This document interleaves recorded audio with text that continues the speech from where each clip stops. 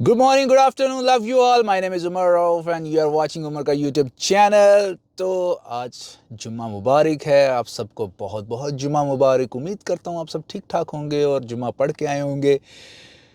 तो यार ये क्या हो रहा है, यानी इसको क्रिकेट कहते हैं। मैंने आपको कल ही कहा था यार कुछ ना कुछ होने वाला है। तो दोस्तों, जैसा कि हमने कल डिस्कस किया था कि ये world cup full of comedy चल रहा है, अपसेट से भरा हुआ है और पता नहीं किस टाइम क्या डिज़ास्टर हो जाना है। और वो डिज़ास्टर आज हो चुका है। एक्चुअली बेसिकली हमने आज मैच देखना था यूएस और नीदरलैंड का, जो हमारे से ज़्यादा रिलेटेड था। तो वही इंतज़ार कर रहा था यार, मैच स्टार्ट होगा, शायद यूएसए जीत जाए। कल तो हम यही कह रहे थे यूएसए जीत जाए, तो वही हुआ। यूएसए ने फंडाका चढ़ा उसको, नीदरलैंड को 196 मारा और 103 के ऊपर उनको आउट कर दिया और 93 रन से यूएसए जीत के टेबल के तीसरे नंबर पे आ गया। अब तो हमें डर लगना शुरू हो गया भाई। खैर वो बात बाद में करते हैं। जो अपसेट हुआ है उसके बारे में तो यार किसी ने सोचा ही नहीं था। वो तो आउट ऑफ सिलेबस आ गया, आउट ऑफ बॉक्स आ गया। मतलब जिम्बाब्वे ने रिपोर्ट के बच्चों को पिछाड़ दिया यार, उनको तिया पांचा कर दिया, उनका उनका बोरिया बिस्तरा गोल कर दिया। ऑस्ट्रेलिया को हरा दिया यार जिम्बाब्वे ने। हद होती है ना यार, कि यानी जो होना सी वो हो गया, जो नहीं होना सी वो भी हो गया। की कहिए यार। मतलब 169 जिम्बाब्वे ने किया, ऑस्ट्रेलिया से वो भी चेस नहीं हो सका यार। 23 कुछ रन से जिम्बाब्वे ने मैच जीत लिया। All out Australia, all out. कौन कौन खेल रहा है? ट्रेविस हेड, वो कैमरॉन ग्रीन जो यूं इशारे कर रहा था। भाई जिम्बाब्वे वाले तो सीधी सीधी बॉल कर रहे थे, तो वो भी नहीं खेलेगी। तुझे उस्मान तारिक से पंगा था ना, तो अब तो सीधी सीधी बॉलें आई थी, तो जीरो पे भैया आउट हो गए 3 बॉलें खेल के। मुस्बक, वो क्या नाम है यार जिम्बाब्वे का बॉलर, उसने 4 विकेटें ली हैं, एक ने 3 विकेटें ली हैं।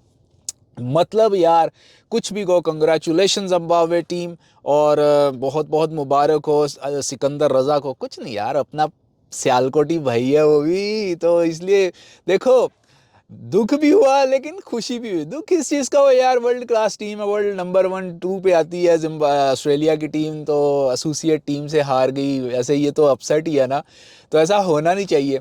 और खुशी इस चीज़ की है ये यार, मगरूर भी बहुत थे, इनको प्राउड भी बहुत होता था ऑस्ट्रेलियन को कि हम इतने वर्ल्ड कप जीते हुए हैं। मतलब काफ़ी, 4-5 तो मेरे ख्याल में 50 ओवर्स के जीते हुए हैं।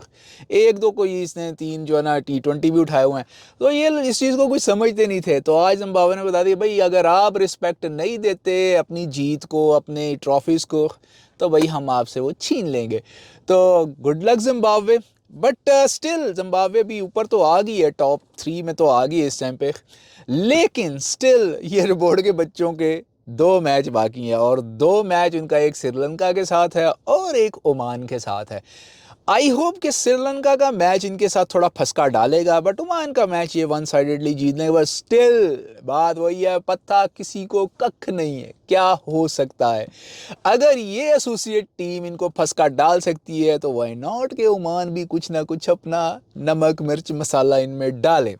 लेकिन यार जो सोचने की बात है, देखो ऑस्ट्रेलिया का हमारा फड्डा नहीं है, श्रीलंका का हमारा फड्डा नहीं है। हमारा फड्डा है हमारे ग्रुप का, जिसमें 4 टीमें हैं और 4 में से 2 ने आगे आना है, इंडिया, पाकिस्तान, अमेरिका, नीदरलैंड, और तीसरी कौन है? नमीबिया, चौथी, सॉरी, पांचवी।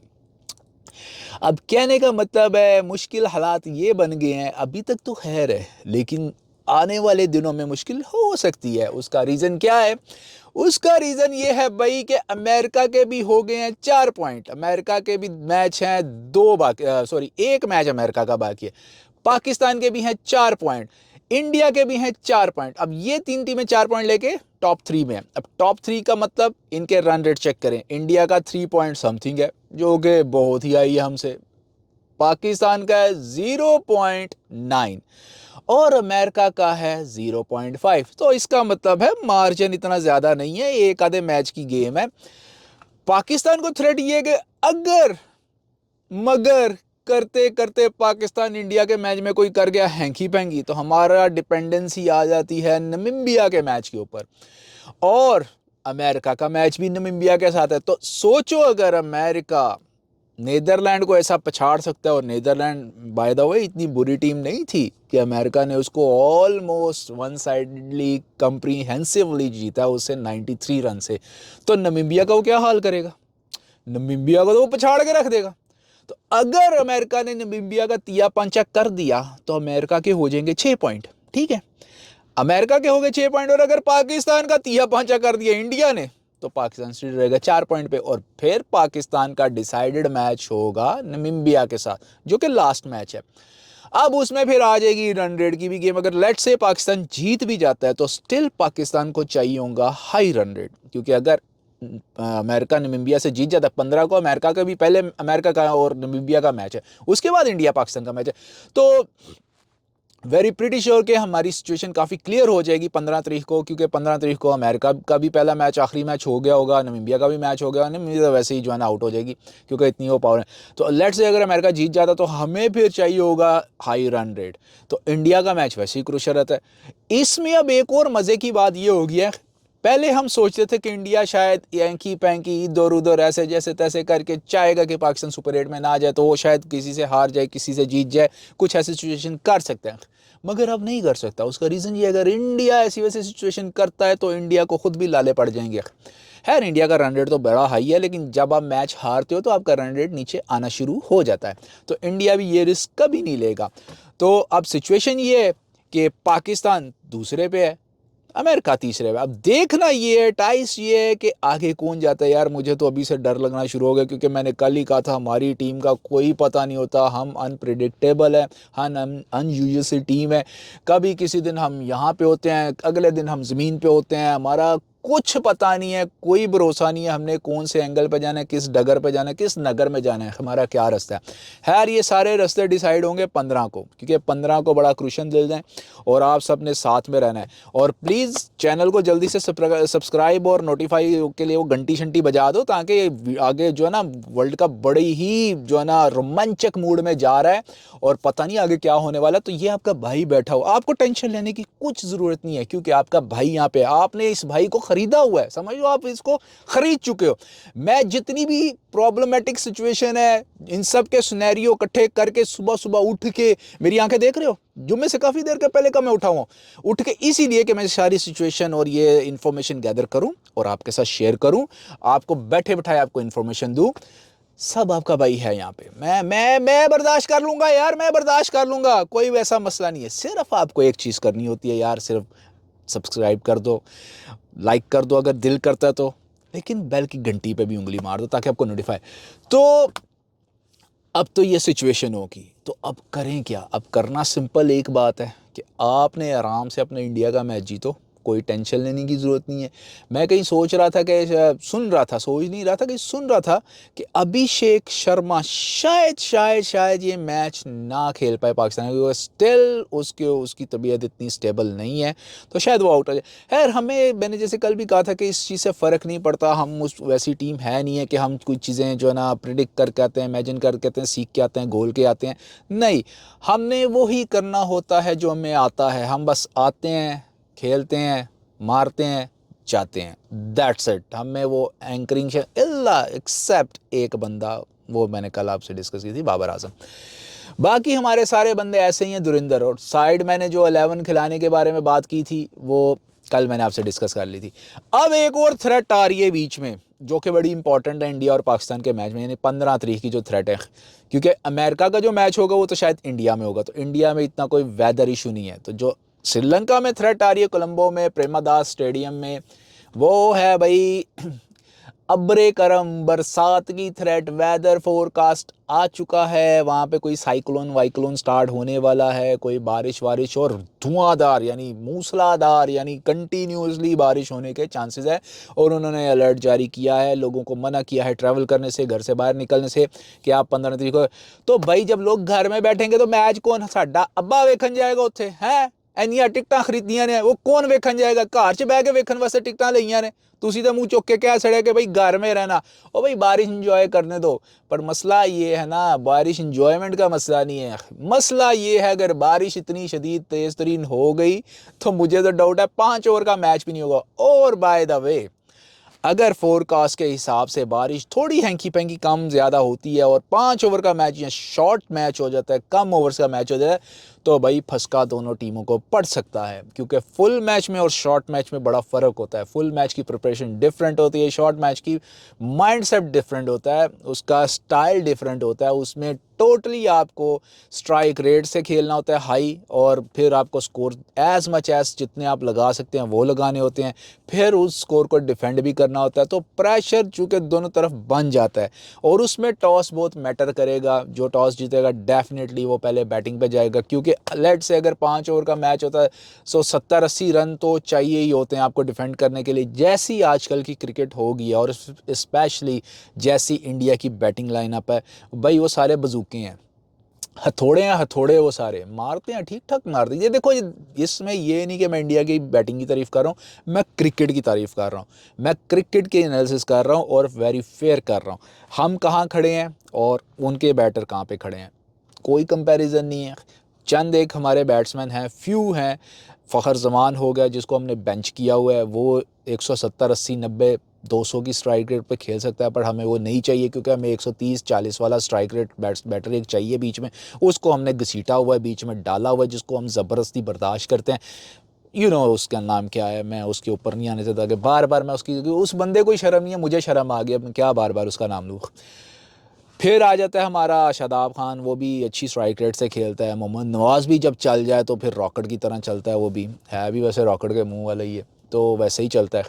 फिर उसके बाद हमारे पास साइम अयूब है, वो भी ठीक ठाक, बस वो नो लुक शॉट अपनी छोड़ दे, लुक करके शॉट मारे, बड़ी अच्छी शॉटें मारता है। ये नो लुक वाला सीन छोड़ दे, क्योंकि उसमें अक्सर वो यार 100 में से 90 टाइम आप उस शॉट पे कैच आउट हुए हो, और 10 टाइम आपने अगर शॉट लगा भी लिया तो आपका सक्सेस रेट सिर्फ 10% है। तो अल्लाह का वास्ता ये नो लुक छोड़ दो, लुक करके शॉट मारो, बड़ी अच्छी शॉट लगी आपकी। फिर साहिबजादा फरहान है, कभी स्टार्टिंग में वो हाई रेट पे खेलते हैं, फिर बीच में स्लो हो जाते हैं, फिर एंड पे हैर कैचअप कर लेते हैं। वो भी 170-200 की स्ट्राइक रेट पे बंदा खेल सकता है। फिर आ जाते हैं अपने ख्वाजा नाफिज, जिसको आपने फिर बेंच किया हुआ है। वो भी बंदा 175, 180, 200 की स्ट्राइक रेट से खेलता है, लेकिन आप लोगों को चाहिए नहीं है वो। आप लोगों को चाहिए उस्मान खान, जो 2 में 0 पे आउट हो चुका है, 1 में शायद कोई 10-12 किए हुए हैं, और बेचारे को आपने यूएई से ला के उसका करियर भी बर्बाद कर दिया। मुझे नहीं लगता इस टूर्नामेंट के बाद आप उसको टीम में भी रखेंगे, ना वो इधर का ना उधर का। तो ख्वाजा नाफे बेंच पे है, फ़खर ज़मान बेंच पे है, जो हाई रेट से खेलने वाले बंदे हैं। तो भाई अल्लाह का वास्ता, कल भी मैंने आपको कहा था उनको टीम में एंटर कर लो। अब तो बारिश की भी प्रेडिक्शन आ गई है, मतलब अल्लाह ताला भी आपको ये साइन दिखा रहा है कि जो उमर भाई बात कर रहे हैं उसकी बात मान लो। पर मुझे नहीं लगता कि वो मेरी बात माने, क्योंकि पर्ची, कहते हैं ना, अरब का एक फेमस जो मुहावरा है कि वास्ता फो कानून, तो यही हिसाब है कि मतलब अप्रोच, पर्चियाँ जो होती हैं वो लॉ से ऊपर होती है, गेम से ऊपर होती है, मेरिट से ऊपर होती हैं। तो भाई मेरिट वाला तो कोई चक्कर ही नहीं है। भाई अगर मेरिट वाला चक्कर होता तो उस्मान खान ऐसे बीच में टीम में आ जाता, मुंह उठा कर पीएसएल में 1 सेंचुरी मारी, आपने उसको टीम में ले आए। 1000 और बंदे बाहर बैठे हुए, उनको आपने चांस नहीं दिया। इस बंदे को जो है ना, मगरमच्छ के मुंह वाले को बीच में ले आए। उसकी परफॉर्मेंस क्या है इतने सालों से, इतने मैचों में एक्चुअली। मोहम्मद हारिस इतना अच्छा कीपर था यार, जितने चांस साइम अयूब के दिए, वल्ला सच कह रहा हूँ, इतने चांस उस बंदे को दिए हो तो उसने फाड़ के रख देना था। उसका स्कोर कार्ड आप चेक करते इस टाइम शायद वो बाबर वब्बर से भी ऊपर होता। बड़ा ये हाई स्कोर लेके बैठा हो ना, 4500 इसने रन किए हुए हैं, पता नहीं किधर बैठ के स्कोर कर लिया। वही मैं बोलता हूँ, ये सेल्फिश प्लेयर है, शुरू से ही कहता था। जब ये पहले दिन आया था मैंने इसके चेहरे से पहचान लिया था कि ये अपने लिए खेलता बंदा, ये टीम के लिए नहीं खेलता। तो यार मुझे इस टॉपिक पे तो बात करनी नहीं है, बाबर बाबर बहुत हो गया, हर बंदा बाबर है। भाई बाबर के अलावा भी 10 प्लेयर खेलते हैं टीम के अंदर, उसके बारे में बात कर लेते हैं ना। तो भाईजान, टेबल जो है ना वो पूरा उथल पुथल हो गया हुआ है, और मुझे तो अब अपने लाले पड़े हुए हैं भाई, हमारी टीम का क्या बनेगा। क्योंकि हमारी टीम तो वैसे रेलू कटुओं की टीम है कि इनका कोई पता नहीं चलता। ये अभी 2 मैच जीत के इनका कॉलर खड़े हो गए हुए हैं। मुझे नहीं लगता कि अब ये आसमान पे हवाओं में उड़ रहे हैं, अब उनको नीचे कौन ले आएगा। मुझे तो लगता है इंडिया वाले इनको कान से पकड़ के अब नीचे लाएंगे, जैसे नीदरलैंड वाले लाए थे। लेकिन खैर नीदरलैंड ने दोस्ती का मुजाहरा किया था, उन्होंने फिर भी मैच हमें दे दिया था, ऐसा नहीं, लेकिन वो भी राणे के थ्रू हमें दिया था। अब ये डायरेक्ट नहीं ना दिया, राणा साहब आगे बचा गए सीख। अब पता नहीं इंडिया में कौन राणा बनेगा इंडिया के अगेंस्ट ना। वैसे हमारे पास 4-5 राणे हैं जो कर सकते हैं, लेकिन अब पता नहीं कौन सा राणा चलेगा इंडिया के खिलाफ। तो देखते हैं। लेकिन ये यार हमें खुद भी कोई शर्म के नाखून लेने चाहिए, होश की आंखें लेनी चाहिए कि यार कम से कम हम एक जो मेरिट के ऊपर हमारी प्लेइंग 11 हमें वो खिलानी चाहिए, ना कि हम ये रेलू कट्टे 2-3 जो बीच में डाले हुए अभी भी पर्चियाँ डाली हुई हैं इनको रखना चाहिए। कुछ नहीं यार, ये चले हुए कारतूस हैं, पुराने चावल हैं, निकाल के बाहर फेंको इनको, नए फ्रेश लड़के लेके आओ, नए रॉकेट लेके आओ जिनको पीछे से खींचो और वो हवा में शुरली की तरह ऊपर जाएं। लेकिन नहीं, फिर भी मुझे लगता है अभी भी जो है ना हमारी मैनेजमेंट को कोई वो समझाने वाला नहीं है। शायद उनको समझ भी है लेकिन उनके पीछे डंडा भी है कि भाई कोई वो, जैसे क्या सुना था कि साइम अयूब का कोई जर्नल वाकफ़ है, कोई पता नहीं कौन वाकफ़ है।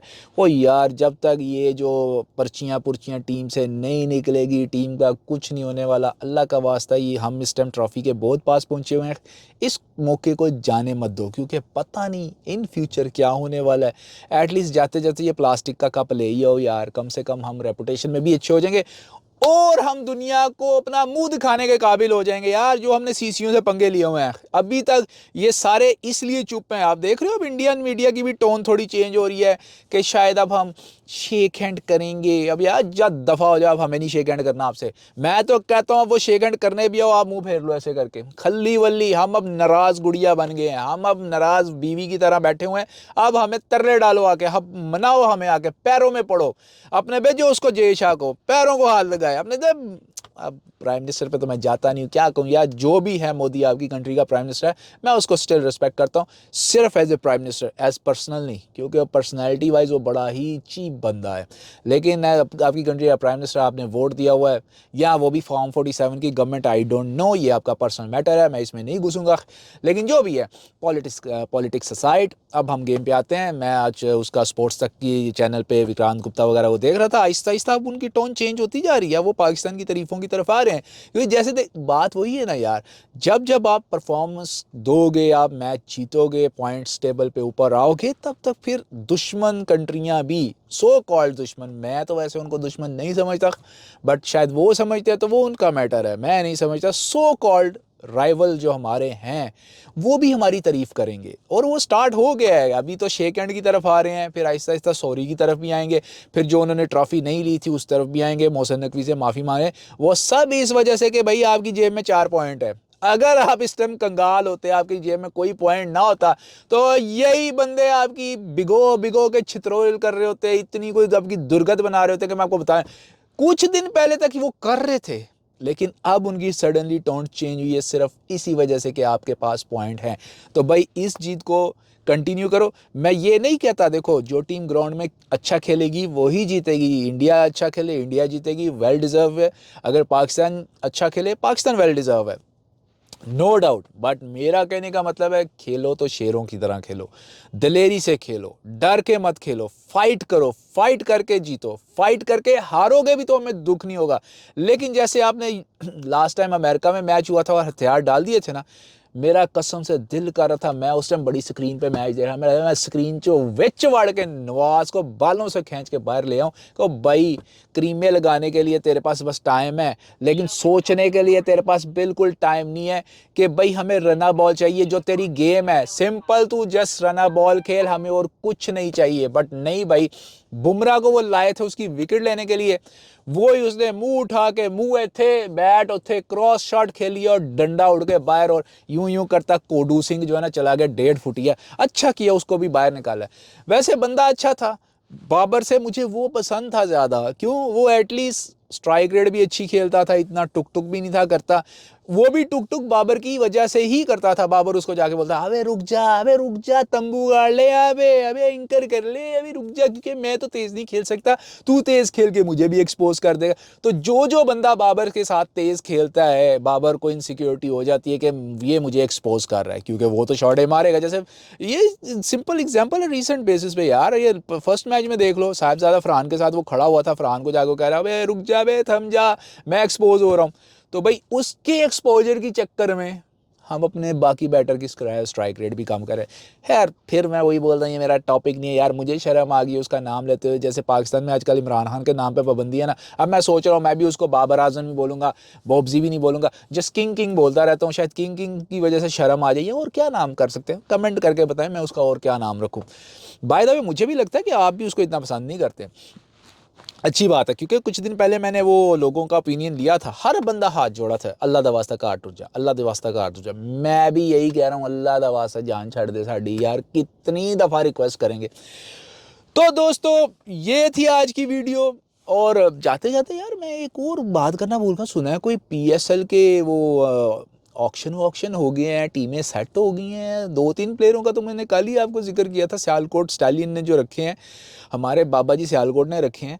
तो मुझे लगता है पूरी टीम में अनाउंस हो गई है, लेकिन इसके ऊपर हम इंशाल्लाह कल डिस्कस करते हैं, क्योंकि कल का दिन फ्री हैं, उसके बाद फिर मैच स्टार्ट हो जाएंगे। तो कल हम पीएसएल के बारे में भी डिस्कस कर लेते हैं कि यार उधर क्या चल रहा है। वैसे मुझे लगता है इस दफ़ा बड़ा अच्छा तगड़ा पीएसएल होगा। उसका रीज़न ये है, 2 टीमें नई ऐड हुई हैं, प्लस इस दफ़ा नए नए प्लेयर हैं। स्टीव स्मिथ जो कभी पाकिस्तान नहीं आया, इस दफ़ा वो भी आ रहा है। फिर ऑस्ट्रेलियन कुछ और भी हैं, मेरा जॉश इंग्लिश भी आ रहे हैं। और पता नहीं कैमरोन आता है, भाड़ में जाए यार। कैमरोन ग्रीन जो वैसे ही जो है ना पाकिस्तानी प्लेयर को यूँ हाईलाइट कर रहा था, आज जिम्बाब्वे थले 0 करके है, दुर फिटेमो कैमरोन वाइट कहते हैं आलम शक्ल। तो खैर ये था आज की वीडियो में, और उम्मीद करता हूँ कि यार पाकिस्तान अपना मैच जीत लेगा अल्लाह अल्लाह करके, और पाकिस्तान जिम्बाब्वे को भी पछाड़ेगा अल्लाह अल्लाह करके इंशाल्लाह। और अल्लाह करे अमेरिका नमीबिया से और जिम्बाब्वे क्या गया यार, मेरा भी दिमाग किधर आउट हो गया नमीबिया को जिम्बाब्वे में, क्योंकि उसका रीज़न है ना भाई, आज जिम्बाब्वे ने मेरे दिमाग को जो है ना चीर फाड़ कर दिया यार। ये हो कैसे गया, फिर बात हजम नहीं हो रही।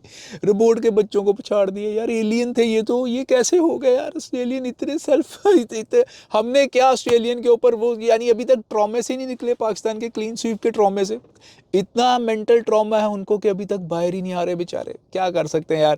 खैर अब उनको ट्रॉमे से अगर बाहर लाना तो एक दफ़ा फिर पाकिस्तान के साथ खिलाओ, और आई एम प्रीटी श्योर कि इस दफ़ा पाकिस्तान को वो जो है ना क्लीन स्वीप नहीं, वो पता नहीं क्या क्या स्वीप करके जाएंगे।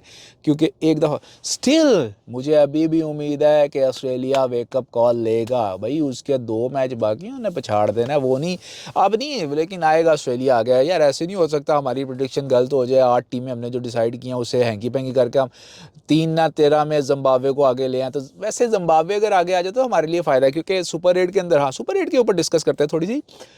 सुपर 8 में मुझे जहाँ तक लग रहा है कि जो फर्स्ट जो अपने ग्रुप में टॉप करेंगी ना, वो 4 एक ग्रुप में होगी, जो अपने ग्रुप पे रनर अप होंगी वो एक ग्रुप में होगी। तो यार इस हिसाब से तो पाकिस्तान को फिर मौजे ही मौजे हैं। उसका रीज़न ये है कि पाकिस्तान एक ग्रुप में होगा, पाकिस्तान के ग्रुप में दूसरे नंबर पे जो टीमें आएंगी, आने वाली दूसरे नंबर की टीमें वो हमारे साथ खेलेंगी। तो ज़ाहिर है वो भी पाकिस्तान के लेवल की होंगी, तो अपने लेवल की टीमों को तो हम डील कर सकते हैं। तो चलो फिर उस हिसाब से अगर जिम्बाब्वे भी आ जाता, ऑस्ट्रेलिया बाहर हो जाते, पर हाँ ऑस्ट्रेलिया बाहर हो जाते वेल एंड गुड यार, श्रीलंका उधर चल जाए, जिम्बाब्वे हमारी तरफ आ जाए। चलो सिकंदर आज़ा हमारा भाई है, पीएसएल खेलता है हमारे साथ, उसको हम नाम नहीं लेंगे। वैसे भी सियालकोट ही बच्चा है यार, इस तरह तो नहीं करेगा, पाकिस्तान को आगे नहीं देगा। लेकिन फिर बात वही आ जाती है भाई, पता किसी को कख नहीं है क्या होना है, सब अपने टेवे तुक्के लगा रहे हैं। मैं भी वही कर रहा हूँ, बाकी जो एंकर है वो भी वही कर रहे हैं, लिख देते हैं कैप्शन के अंदर ब्रेकिंग न्यूज़ ये हो गया, एंड खोदा पहाड़ निकला चूहा। वो पता नहीं एक वो चूहे के मुंह वाला आता है हमारा पीटीवी, उसमें पीसीबी का ही कोई स्पोक्स पर्सन है, वो आता है बड़े बड़े कैप्शन डालता है, ब्रेकिंग न्यूज़ टाइटल लिख देता है। हमें लगता है पता नहीं कि ज़ाब आ गए, आगे जाने वो जी अभिषेक शर्मा शायद ना खेले। ओ यार लानत पा ਉਹਦੇ ਵਿੱਚ ਖੇਡੇ ਨਾ ਖੇਡੇ, ਸਾਡੀ ਜਾਨ ਨੂੰ ਕੀ ਹੈ, ਸਾਨੂੰ ਕਿਹੜਾ ਜ਼ਾਬ ਪਾਇਆ ਦਾ ਤੂੰ ਬ੍ਰੇਕਿੰਗ ਨਿਊਜ਼ ਲਾ ਕੇ। ਅਸੀਂ ਸਮਝਿਆ ਪਤਾ ਨਹੀਂ ਕੀ ਹੋ ਗਿਆ, ਕੋਥੇ ਜ਼ਰਦਾਰੀ ਨਾਲ ਕੁਝ ਹੋ ਗਿਆ, नवाज शरीफ ਦੇ ਸਿਰ ਤੇ ਵਾਲ ਆ ਗਏ ਨੇ, ਸਾਨੂੰ ਕੀ पता की हो गया। मैं तो यही कुछ है, मैं मुझे लग रहा है सही बात है कि वो बिलावल को जो है ना उर्दू आ गई है, वो कांपे टांगे नहीं बोलेगा ऐसे। ये तो बस जी उधर अभिषेक शर्मा नहीं खेलेगा भाई, उसको जाके शोरमे की रेडी लगा दो, नहीं खेलता ना खेले, बाढ़ में जाए हमारी तरफ से। हमें इस चीज़ की पहली बार है, मैंने टेंशन कोई नहीं है, जो मर्जी खेले उधर, भावें बोर्ड को खिला दो, लोहे के बंदों को खिला दो, हमें कोई फ़र्क नहीं पड़ता। जिस दिन हमने हराना है उस दिन हम पित्तल लोया सारों को एक साथ मिला के भी ले आओ, वर्ल्ड चैम्पियनशिप ले आओ, वर्ल्ड 11 ले आओ, हम सबको फाड़ देंगे, टेंशन नहीं है। लेकिन जिस दिन हमने हारना है उस दिन हम लगड़े लूड़ों टुंडों से भी हार जाएंगे, बच्चों से, गली के बच्चों से भी हार जाएंगे। ये हमारी हिस्ट्री है, यही हमारी तरीका खेलने का, और हम ऐसे ही खेलते रहेंगे नेक्स्ट 100 साल भी, 200 साल भी हम ऐसे के हमने नहीं चेंज होना। हमारी नसों में नहीं है, हमारी रगों में नहीं है, हमारे खून में चेंज होना नहीं है। और वो क्या बंदा यार जो अपनी साइकी से हट के खेल गया, जो अपने आप से चेंज हो गया, चेंज तो हमारे अंदर है ही नहीं है, हम चेंज पे बिलीव नहीं रखते। तो गाइस जाने से पहले फिर वही एक रिक्वेस्ट यार, हर रोज़ मैं रिक्वेस्ट करता हूँ, आप लोग ही कम से कम इस रिक्वेस्ट का पालन कर लो भाई। पालन से मुराद आप इस रिक्वेस्ट को मान क्यों नहीं लेते यार, चैनल को सब्सक्राइब क्यों नहीं कर लेते यार आप। बेल की घंटी पे उंगली क्यों नहीं मार देते आप यार? लाइक करना है तो करो, क्यों नहीं करते यार आप? क्यों आपके भाई को यार सताते रहते हो यार आप? इतना नन्हा सा मासूम सा शरीफ सा बच्चा है यार, फिर भी आप उसको तंग करते रहते हो। ये अच्छी बात है आपकी? नहीं यार। तो बेटर है मेरे भाइयों, मेरे दोस्तों, मेरे अजीज़ों, मेरे रिश्तेदारों, मेरे देखने वालों, मेरे चाहने वालों, मेरे व्यूवर्स, प्लीज़ चैनल को सब्सक्राइब कर दें, बेल की घंटी पे उंगल नप दें और जाते जाते लाइक भी कर दें। तो इंशाल्लाह आज की वीडियो में यही था। मैंने कहा यार जो मैंने सुना है वो जल्दी से मैं समराइज़ करूं और आपको आके फटाफट बताऊं, आप भी अपडेट हो जाएं। लगता है शायद हो चुके होंगे क्योंकि, लेकिन मुझे अभी पता चला, मैंने अभी सब चीज़ें गैदर की, तो मैंने कहा मैं आपके सामने आके ये पंडोरा बॉक्स खोल के रख दूँ। तो इंशाल्लाह फिर मिलते हैं अपनी अगली वीडियो में। वैसे भी रमज़ान शुरू होने वाला है, अपने लिए भी दुआएं करो, हमारे लिए भी दुआएं करो, सबके लिए दुआएं करो, पूरे मोमिन मुसलमानों के लिए दुआएं करो, पूरी दुनिया के लिए दुआएं करो, जो बीमार है उनकी हेल्थ के लिए दुआ करो। तो अल्लाह ताला इंशाल्लाह आप सबकी दुआएं कबूल फरमाए और मेरी भी। मिलते हैं अगली वीडियो में। अल्लाह हाफिज़।